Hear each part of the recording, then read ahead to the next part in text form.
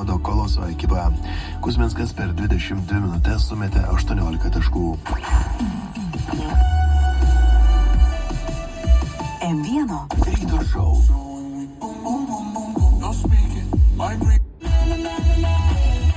Ir jam pasirinko kosmoso temą.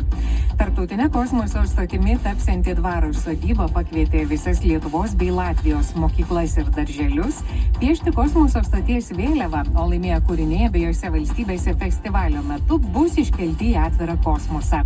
Lapkričio paskutinį savaitgalį prasidėsiančiame festivalyje Kalėdų kosminės stoties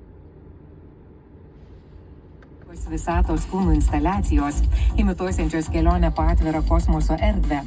Organizatoriai akcentuoja, kad festivalio tikslas yra ne tik pramoga, bet ir edukacija. Todėl moksleiviams organizuojamos specialios pažintinės programos, kurios leis iš arčiau susipažinti su visata, vandenynų pasauliu ir primins senąsias Kalėdų tradicijas. Visos Lietuvos bei Latvijos mokyklos ir darželiai taip pat kviečiami dalyvauti konkurse kurti kosmoso stoties vėliavą. Nuo laimėję kūriniai į atvirą kosmosą 30 km aukštį, o jų kūrėjai iš Lietuvos